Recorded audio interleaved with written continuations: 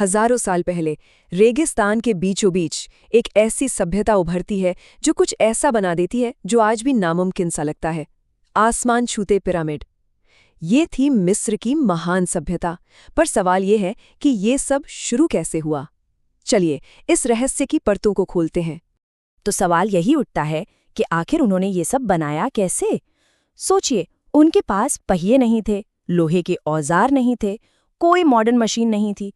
ये एक ऐसा सवाल है जिसने सदियों से, आप समझिए, बड़े बड़े इतिहासकारों और इंजीनियरों को भी चक्कर में डाल दिया है। ये वाकई में लगभग नामुमकिन लगता है। गीज़ा का जो ग्रेट पिरामिड है ना, उसे बनाने में लगे 23 लाख पत्थर के ब्लॉक। जरा सोच कर देखिए, 23 लाख! हर एक ब्लॉक को काटना, उसे घिसना और फिर उसे ठीक उसकी जगह पर रखना। ये नंबर ही अपने आप में दिमाग को सुन कर देता है। और ये कोई छोटा मोटा ढांचा नहीं था। इसकी असली ऊंचाई थी 481 फीट, मतलब आज के किसी 50 मंजिला इमारत के बराबर।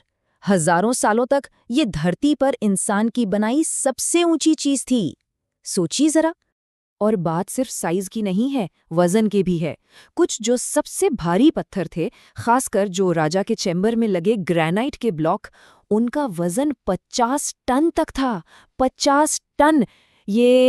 ये तो करीब 10 हाथियों के बराबर हुआ। सवाल ये है कि उन्होंने इन्हें उठाया कैसे। अब इस कमाल की इंजीनियरिंग का जवाब पिरामिड के पत्थरों में नहीं, बल्कि हजारों साल पहले के इतिहास में छिपा है। इसके लिए हमें उन लोगों को समझना होगा जिन्होंने इसे बनाया, कि वो कौन थे, कहाँ से आए थे। तो चलिए समय में थोड़ा पीछे चलते हैं।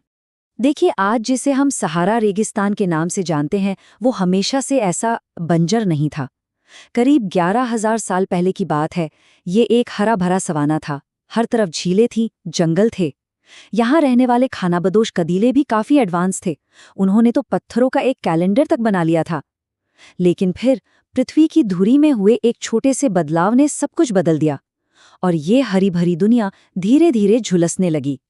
जो झीलें सदियों से थीं, वो सूख गईं। पेड़ों की जगह सिर्फ तपती रेत रह गई। अब इन कबीलों के पास कोई चारा नहीं बचा था। सबके सब प्यास और एक अनजाने डर से एक ही दिशा में बढ़ते चले गए, बस पानी की तलाश में, जिंदगी की तलाश में। और फिर उन्हें वो चमत्कार मिला, नील नदी। लेकिन ये नदी कोई शांत सौगात नहीं थी। हर साल इसमें एक भयानक बाढ़ आती थी जो अपने रास्ते में आने वाली हर चीज को डुबो देती थी। पर जब पानी उतरता तो वो अपने पीछे एक बेशकीमती तोहफा छोड़ जाता, केमिट, यानी काली मिट्टी। ये दुनिया की सबसे उपजाऊ मिट्टी थी। और यहीं से इन पूर्व खानाबदोशों ने प्रकृति के इस चक्र को समझना शुरू किया और दुनिया के पहले इंजीनियर बन गए। उन्होंने बाढ़ के इस विनाशकारी पानी को काबू करने के लिए नहरें और जलाशय खोदे। इससे वो अपनी मर्जी से खेतों की सिंचाई कर सकते थे। बस इस एक इनोवेशन ने सब कुछ बदल दिया। अब वो सिर्फ कुदरत के रहमो-करम पर नहीं थे, उन्होंने कुदरत को काबू करना सीख लिया था, और इसी वजह से एक जगह पर बसना मुमकिन हो पाया। और इस कंट्रोल का नतीजा क्या हुआ? जरूरत से ज्यादा अनाज। इतिहास में पहली बार खाने की कोई कमी नहीं थी। और जब इतनी दौलत हो तो उसे संभालने के लिए, उसे बांटने के लिए और बाहरी खतरों से बचाने के लिए एक सिस्टम की जरूरत पड़ती है। इसी जरूरत ने जन्म दिया एक शासक वर्ग को, और उस ताकत के शिखर पर बैठा फिरौन। शुरू में नील नदी के किनारे जो बस्तियां थीं, वो 2 राज्यों में बटी हुई थीं, ऊपरी मिस्र और निचला मिस्र। फिर करीब 3000 ईसा पूर्व में राजा नारमर नाम के एक बहुत ताकतवर शासक ने इन दोनों को एक कर दिया, और इस तरह दुनिया के पहले एकीकृत साम्राज्य की नींव रखी गई।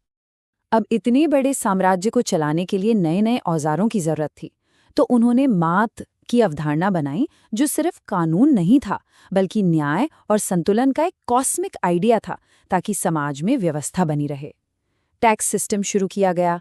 हजारों टन अनाज का हिसाब किताब रखने के लिए उन्होंने हाइरोग्लिफिक्स, यानी अपनी चित्र लिपि का आविष्कार किया। और नील नदी तो व्यापार का एक हाईवे बन गई, जिसने मिस्र को बेशुमार दौलत से मालामाल कर दिया। अब यहाँ पर आकर सारी कड़ियां जुड़ती हैं। देखिए, फिरौन को सिर्फ एक राजा नहीं माना जाता था, उसे धरती पर एक देवता का रूप समझा जाता था। और अपनी इस शक्ति को बनाए रखने के लिए ये साबित करना जरूरी था कि वो मौत के बाद भी अमर है। इसके लिए उसके शरीर को हमेशा के लिए सुरक्षित रखना था। और उस शरीर को रखने के लिए एक ऐसा मकबरा चाहिए था जिसे खुद वक्त भी ना मिटा सके। बस इसी एक विश्वास ने वास्तुकला की एक ऐसी होड़ शुरू कर दी जिसकी कोई मिसाल नहीं मिलती। हर आने वाला फिरौन अपने से पहले वाले से ज्यादा भव्य, ज्यादा मजबूत और ज्यादा स्थायी मकबरा बनाना चाहता था, जो उसकी अमरता का सबसे बड़ा सबूत हो। और उन्होंने अपनी गलतियों से बहुत कुछ सीखा। शुरुआत की मिट्टी के बने मस्त बासे जो ज्यादा टिक नहीं पाए। फिर एक जीनियस इंजीनियर इम्होटेप ने पत्थरों को एक के ऊपर एक रखकर पहला स्टेप पिरामिड बनाया। उन्होंने बेंट पिरामिड बनाने की भी कोशिश की, जो असल में एक शानदार इंजीनियरिंग फेलियर था, लेकिन इसने उन्हें एक बहुत जरूरी सबक सिखाया। और आखिरकार उन्होंने बनाया रेड पिरामिड, इतिहास का पहला कामयाब चिकनी दीवारों वाला पिरामिड। इस पूरी तरक्की का जो शिखर था वो था गीज़ा का महान पिरामिड। एक ऐसी बनावट जो इतनी परफेक्ट है कि लगता ही नहीं कि वो उस जमाने की है, और इसने हमें जवाबों से कहीं ज्यादा सवाल दिए हैं। तो सोचिए, हजारों सालों के इंतजार के बाद जब खोजकर्ताओं ने आखिरकार ग्रेट पिरामिड के उस सीलबंद दरवाजे को तोड़ा होगा तो उन्हें अंदर क्या मिला होगा। पूरी दुनिया की नजरें उस खोज पर टिकी थीं। और हैरान करने वाली सच्चाई ये थी कि अंदर कुछ भी नहीं था। ताबूत खाली था, ना कोई खजाना, ना दीवारों पर कोई लिखावट, सब कुछ बिल्कुल वीरान। और इसी खाली कमरे ने इतिहास की सबसे बड़ी बहसों में से एक को जन्म दिया। एक थियोरी तो ये कहती है कि ये फिरौन खुफू का मकबरा ही था, जिसे बहुत पहले ही लुटेरों ने पूरी तरह लूट लिया था। लेकिन दूसरी थियोरी वो कहीं ज्यादा दिलचस्प है। वो ये कहती है कि गीज़ा के तीनों पिरामिड जानबूझकर ओरियन बेल्ट के 3 तारों के साथ एक सीध में बनाए गए थे, एक तरह का खगोलीय नक्शा। और आज का विज्ञान इस रहस्य को सुलझाने की जगह और भी गहरा कर रहा है। मॉडर्न स्कैन से पता चला है कि पिरामिड के अंदर एक बहुत बड़ा अनदेखा चेंबर है। फिर 2015 में एक छोटे से रोबोट को एक तंग सी सुरंग में भेजा गया, जहां उसे तांबे की पिनों वाला एक रहस्यमयी दरवाजा मिला, और उस दरवाजे के पीछे एक और दरवाजा। तो हम घूम फिर कर फिर से अपने मूल सवाल पर आ जाते हैं। मिस्र के खानाबदोशों से शुरू हुआ ये सफर हमें तारों के नक्शे और इन रहस्यमयी दरवाजों तक ले आया है। तो क्या ग्रेट पिरामिड सिर्फ एक मकबरा था, या ये किसी तरह की कोई एनर्जी मशीन थी, या फिर सितारों को भेजा गया कोई संदेश? ये एक ऐसा रहस्य है जो शायद हमेशा के लिए पत्थरों के इस विशाल पहाड़ में दफन रहेगा।